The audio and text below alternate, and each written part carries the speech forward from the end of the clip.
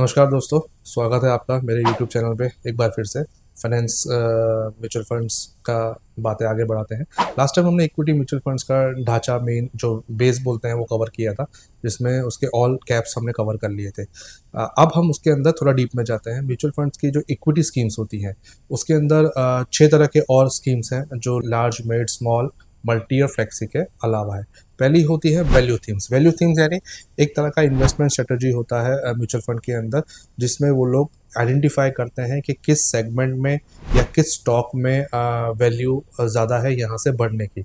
ये देखिए एक प्रोसेस है जिसके अंदर वो लोग आइडेंटिफाई करते हैं कि जो स्टॉक प्राइस है और जो उसकी ऑर्डर्स हैं या जो उसकी क्षमताएं हैं, वो उससे कितना रिलेवेंट रखती हैं। मान लेते हैं एक कंपनी है, उसकी स्टॉक प्राइस 100 रुपये चल रही है, बट उसकी क्षमता और उसकी ऑर्डर बुक और उसकी काबिलियत के हिसाब से वो 150-200 रुपये होनी चाहिए। तो फंड मैनेजर का काम है कि ऐसी कंपनी ढूंढना जिसके अंदर ऐसी वैल्यू बाइंग अपॉर्चुनिटी है, और उसके अंदर वो लोग इन्वेस्ट करते हैं। तो जैसे ही वो मार्केट शेयर उसका बढ़ता है, तो उसमें जो रिटर्न्स आते हैं वो फास्ट आते हैं। तो इस एक फेज़ होता है जब वैल्यू स्टॉक्स ज़्यादा चलते हैं, तो वैल्यू फंड्स वो चीज़ें कैटर करता है। दूसरे स्टॉक्स होते हैं ग्रोथ स्टॉक्स। इसके अंदर ग्रोथ स्ट्रेटजी होती है। ग्रोथ स्ट्रेटजी कंपनी के फंडामेंटल्स और टेक्निकल्स के हिसाब से चलती है। वो जनरली हर फंड में पाई जाती है, तो उसका कोई अलग कैटेगरी नहीं है। वैल्यू फंड्स एक अलग प्रॉपर कैटेगरी है जिसमें आपको वैल्यू फंड की स्कीम्स मिलेंगी, जो एक सेगमेंट में आपको अच्छा अच्छा रिटर्न्स देती हैं। इसके अलावा आता है नेक्स्ट ELSS कैटेगरी। जैसे कि नाम ही है ELSS, equity linked saving scheme. ये वो स्कीम्स होती हैं जो आपको अंडर सेक्शन 80C में टैक्स बचाने में काम लगती हैं। अगर आप ओल्ड रिजीम टैक्सेशन को फॉलो करते हैं, तो आपके पास एक लिमिट है गवर्नमेंट ने दी हुई 1.5 लाख रुपए की। तो आप अगर 1,50,000 का इन्वेस्टमेंट इस स्कीम्स में कर लेते हैं, तो आपका जो ग्रॉस इनकम में से आपको 1.5 लाख का बाद मिल जाता है, 1.5 लाख का कंसेशन मिल जाता है टैक्सेशन में।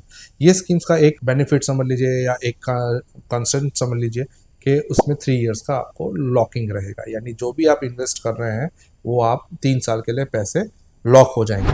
इसमें एक चीज़ और समझने जैसी है, लोग ज़्यादातर कंफ्यूज होते हैं।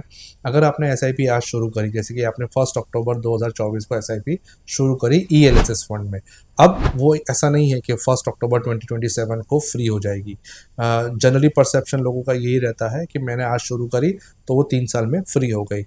नो, रूल ये बोलता है कि जितना इन्वेस्टमेंट जिस दिन आप कर रहे हैं, वहाँ से वो 3 साल लॉक रहता है। फॉर एग्जाम्पल SIP में क्या होता है, हर महीने पैसे कटते हैं। तो आपने अगर अक्टूबर में जो इंस्टॉलमेंट कट करवाया है, वो अक्टूबर 2027 में फ्री होगा। आप जो जनवरी 2025 में आपका इंस्टॉलमेंट कटेगा, जनवरी 2028 में फ्री होगा। जो आपका मार्च 25 में होगा, वो मार्च 20 में, यानी एक एक इंस्टॉलमेंट जो कटता जा रहा है, वो वहाँ से 3 साल के लिए लॉक इन होता जाएगा। तो ये क्लैरिटी आपको रखनी है कि आप अगर जिस दिन भी ELSS फंड शुरू कर रहे हैं SIP मोड में, तो वो वहाँ से पूरा पैसा 3 साल में फ्री नहीं होने वाला है। इसलिए आप इसमें सोच समझ के इन्वेस्ट करिएगा कि आपको SIP करनी है या वन टाइम करना है। आपका इन्वेस्टमेंट डेट, चाहे वो SIP हो चाहे वो परचेज हो, वहाँ से वो 3 साल लॉकिंग रहेगा, ना कि आपकी SIP स्टार्ट डेट से 3 साल का लॉकिंग। सो ये क्लैरिटी आप ELSS फंड में ज़रूर रखिएगा। ELSS फंड के जो रिटर्न्स है वो नॉर्मल फंड से थोड़े कम रहते हैं, क्योंकि इसमें इन्वेस्टमेंट स्ट्रेटजी है वो उस तरह की बनाई जाती है। अब वैल्यू हो गया, ELSS हो गया, फिर इसके अंदर आता है सेक्टरल फंड। सेक्टरल फंड नाम ही है सेक्टर फंड। तो ये जो फंड मैनेजर होते हैं, ये एक सेक्टर को एज्यूम करते हैं। वो सेक्टर यूटिलिटी हो सकता है, एनर्जी हो सकता है, बैंकिंग एंड फाइनेंशियल्स हो सकते हैं। सो वो सेक्टर के अंदर ही पूरा पैसा इन्वेस्टमेंट होता है। बहुत लोगों के इस तरह से कॉल्स आते हैं कि हमें इस सेक्टर में पैसा लगाना है, हमें बैंक्स में ही पैसा लगाना है, हमें PSU सेक्टर में ही पैसा लगाना है। तो इस तरह के अगर आपकी चॉइसेस हैं और आपके पास उस तरह का टारगेट है कि मेरे को पैसा इसी में लगाना है, तो आप वो सेक्टरल फंड चूज़ कर सकते हैं। एक बात समझ के रखें, क्योंकि ये सेक्टरल फंड है, एक ही सेक्टर में पैसा लगेगा, तो ये सबसे ज़्यादा रिस्क कैटेगरी में आ जाते हैं। क्यों? आपका पूरा पैसा एक ही सेक्टर में लगा है, किसी भी कारण से उस सेक्टर में कुछ प्रॉब्लम आया, कोई नुकसान आया या कोई बैड न्यूज़ आई, तो आपके पैसे को खतरा सबसे ज़्यादा है।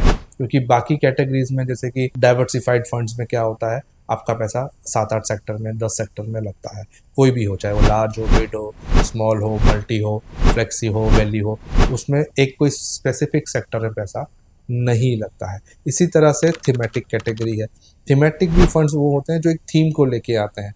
वो थीम जैसे कि मैन्युफैक्चरिंग थीम हो गई या ईवी थीम हो गई, तो वो भी उसी कैटेगरी के रिस्क फंड होते हैं, क्योंकि वो एक थीम बेस्ड होते हैं। वो थीम अगर प्रॉस्पर हो गई तो रिटर्न्स अच्छे बनेंगे, वो नहीं हुई तो रिटर्न्स बुरे भी बन सकते हैं या फंस भी सकते हैं। इसके अंदर आपको टाइम बहुत इंपॉर्टेंट है। हर सेक्टर का हमेशा टाइम अच्छा नहीं होता है, तो बहुत सोच समझ के, बहुत सलाह लेके इसका इन्वेस्टमेंट करिएगा। इसके अलावा कॉन्ट्रा फंड्स होते हैं। कॉन्ट्रा फंड वो कैटेगरी होती है कि जो मार्केट ट्रेंड चल रहा है उससे विपरीत वो लोग इन्वेस्टमेंट करते हैं। तो कॉन्ट्रा फंड क्या डिमांड करता है कि आज जो चीज़ मूव हो रही है वो तब नहीं होगी, वो आने वाले कुछ समय के बाद वो चीज़ मूव होगी। तो कॉन्ट्रा फंड में आप आज से इन्वेस्ट कर रहे हैं जो चीज़ 5 साल, 7 साल या 10 साल के बाद आपको रिटर्न देने वाली है। तो ये भी एक कैटेगरी है जो समझ के इन्वेस्टमेंट आपको करनी चाहिए। इक्विटी इतना ही, ऑलमोस्ट इतने में ख़त्म हो जाता है। अब हम लोग डेट फंड्स में आएंगे और हम आएंगे हाइब्रिड फंड्स में। हाइब्रिड फंड्स में भी कुछ ऐसे फंड्स हैं जिसके अंदर इक्विटी पोर्शन 25 से 65% तक रहता है। सो वो मैं अब नेक्स्ट वीडियो में कवर करूँगा कि डेट फंड्स क्या है, हाइब्रिड फंड्स क्या है, और उसके बाद इक्विटी म्यूचुअल फंड्स और डेट म्यूचुअल फंड्स का टैक्सेशन कैसा रहता है। उम्मीद करता हूँ कि हर बार की तरह ये वीडियो भी आपको अच्छा लगेगा। आप कमेंट करते रहिए, मैं आपको रिप्लाई ज़रूर करूँगा उस चीज़ों पे। Thank you for sharing, thank you for liking. हमारे सब्सक्राइबर्स आप बढ़ा रहे हैं। मैं चाहूँगा कि आप और प्रमोट करें, जितने लोगों तक ये वीडियो पहुँचे उनको इसमें जितना नॉलेज ले सकें वो ले सकें। Thank you for following us.